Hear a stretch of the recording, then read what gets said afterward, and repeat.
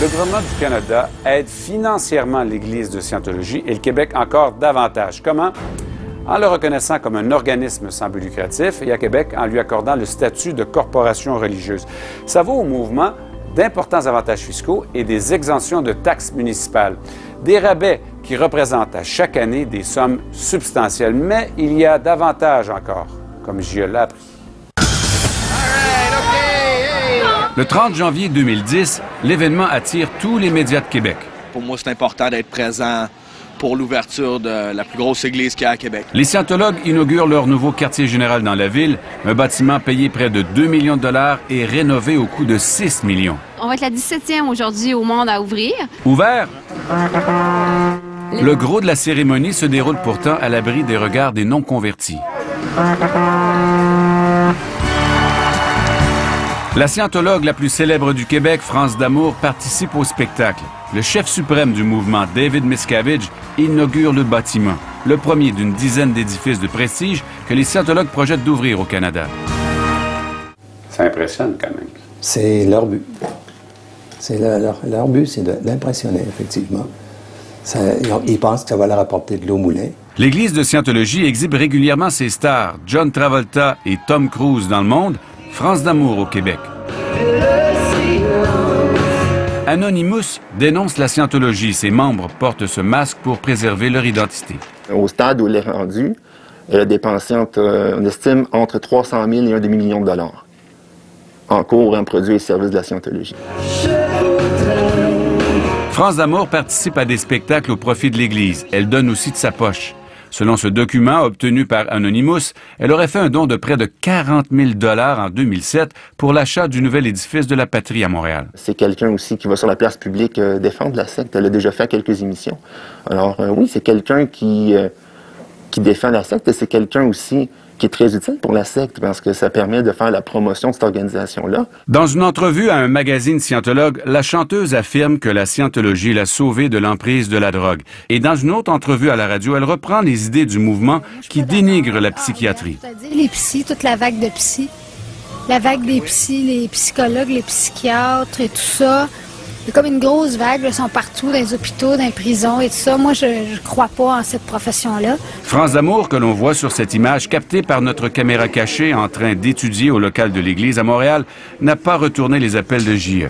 Moi, je l'aime, France D'Amour, OK? Je l'ai toujours vraiment aimé beaucoup, ce fille-là. Tom Cruise, John Travolta ou France D'Amour, voilà le visage que la scientologie veut montrer. On apprend qu'elle est scientologue, c'est oh, c'est quoi ça, être scientologue? C'est attirant. Donc, c'est sûr qu'il y a une perche, là. C'est un outil pour convaincre des gens? Ben oui. Mais voici un visage plus insidieux de la scientologie. Narconon, WISE pour World Institute of Scientology's Enterprise, la Commission des citoyens pour les droits de l'homme, Criminon, Applied Scholastic. Toutes ces organisations défendent et font la promotion des idées du mouvement tout en se prétendant indépendantes de l'Église. C'est un nouveau concept. J'ai fait mon bac en administration, on ne m'avait jamais présenté ce problème-là. Ce consultant diplômé du Collège WISE explique lors d'un déjeuner-conférence comment ces méthodes uniques peuvent aider les gens d'affaires. Quand j'ai été m'entraîner à Los Angeles, qu'on m'a exposé ce bug-là. C'est là que j'ai découvert. Je suis le premier Canadien, moi, en 88, à importer ce concept-là.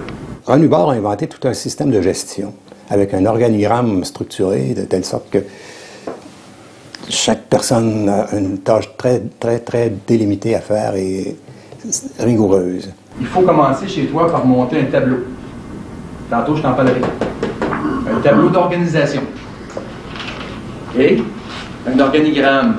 L'organisation et la hiérarchisation des tâches constituent des valeurs fortes en scientologie. J'introduis tes gens au concept de chapeau, mais il n'y a pas de nom dessus, là. Il y a juste des postes. Pourtant, le consultant ne mentionne jamais le mot scientologie pendant l'heure et demie que dure sa présentation.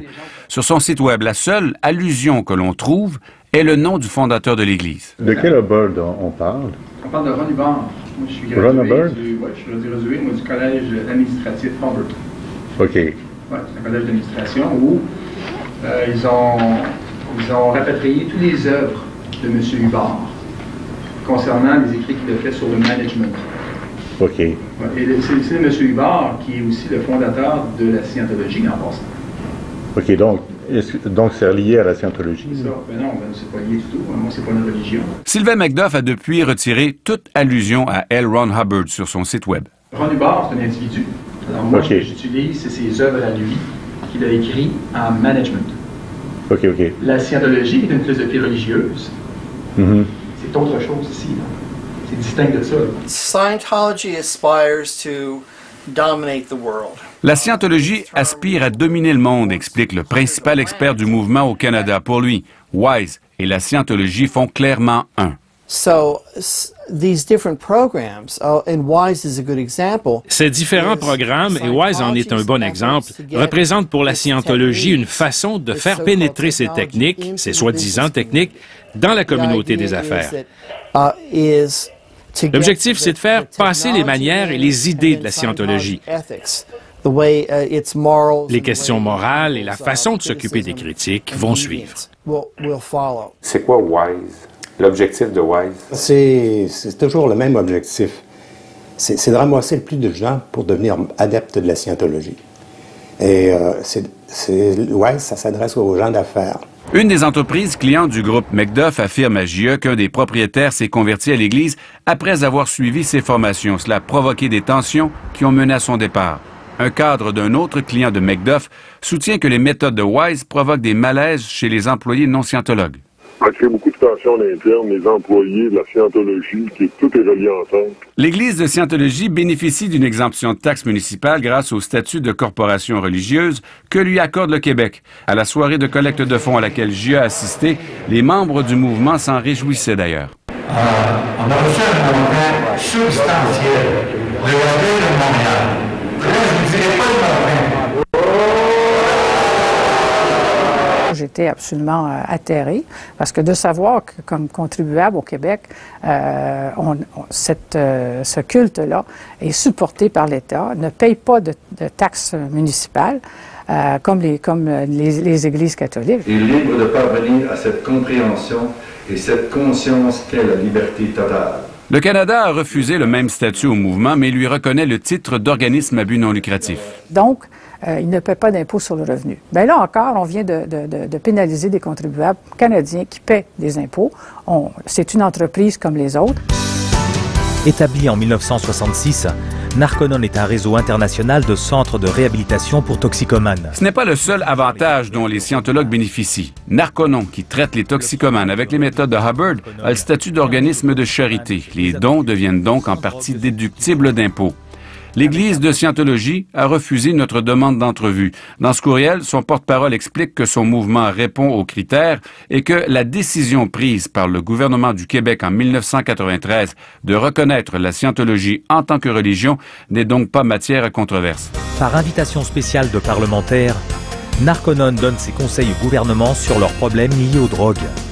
Céline Hervieux-Payette se demande comment un mouvement déjà condamné pour escroquerie en France et pour abus de confiance en Ontario en 1992 a pu un an plus tard obtenir le statut de corporation religieuse au Québec. Et en Ontario, ils ont fait une enquête en profondeur pour découvrir qu'ils étaient infiltrés dans le gouvernement, dans différents ministères, dans la gendarmerie royale. En fin de compte, ils avaient des membres un peu partout. Au niveau des impôts, est-ce que c'est déductible ce que vous donnez comme au niveau de la formation professionnelle? Bien sûr. OK. Sylvain Macduff dit devant notre caméra cachée à ses éventuels clients qu'ils pourront déduire ces honoraires de leurs impôts. Bonjour. Monsieur Macduff? Oui. Oui, bonjour. Mon nom, c'est Michel Jean, sur le réseau TVA. Vous allez bien? Oui. Le diplômé du Collège Hubbard a refusé lui aussi de nous accorder une entrevue à la caméra. Les formations que vous donnez sont déductibles, ou en tout cas, ils peuvent passer par de la formation professionnelle, hein, je pense? Non, moi je suis pas accrédité par aucun organisme, ni Emploi Québec, ni rien. Là. Pourtant, devant la caméra cachée de JE, il exprime clairement la procédure à suivre. Il y a un comité de formation à l'interne. Moi, je connais toutes les preuves de ce qui a été fait. OK. Oui. Maintenant, il y a toujours le dilemme sur la formation ou de la consultation. Alors ça, si un jour tu es vérifié par le fisc, puis que ça c'est arbitraire, c'est en fonction d'un agent. D'accord. Parce que nous, on est formateurs, mais consultants. C'est un système à vie. Tous mes clients le passent. Maintenant, Puis personne à date s'est fait vérifier, puis a eu des rebounds négatifs. Mais je dis toujours, moi, qu'un agent du fisc a toujours son opinion sur chacune des dépenses que tu passes. Tu comprends? Oui. Moi, personnellement, je ne suggère rien par rapport à leur discussion. Pour eux autres, c'est une dépense commerciale. Je pense qu'il devrait y avoir une enquête, puis une enquête qui n'est pas simplement juste pour le Québec. Je pense que l'enquête devrait être au niveau national. C'est pas seulement le Québec, surtout quand on parle d'installer des temples dans toutes les grandes villes au Canada.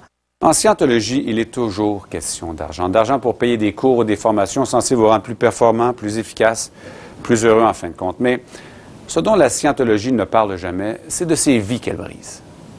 Est-ce que c'est une religion pour vous, la scientologie, ou c'est une secte? C'est une secte. C'est une secte parce que ça coupe les gens de leur réalité.